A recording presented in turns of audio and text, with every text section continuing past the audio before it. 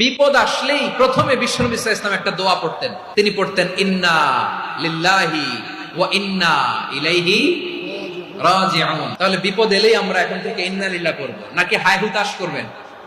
একদল আছে হায় হুতাশ করে, হায় আল্লাহ রে মোর কি হইল রে, মুই কি হরমু রে, মুই কমবে যামু রে, এরকম বিলাপ করতে নিষেধ করেছেন বিশ্বনবী। কি করব, কই যাব, কি হবে, হায় হায়, এরকম হাহুতাশ আছে না নাই? বিশ্বাসীরা হাহুতাশ করে না, তারা ইন্না লিল্লাহ পড়ে। তারপরে বিশ্বনবী পড়তেন আল্লাহুম্মা আজুরনি ফি মুসিবাতি ওয়াখলুফ লি খায়রাম মিনহা।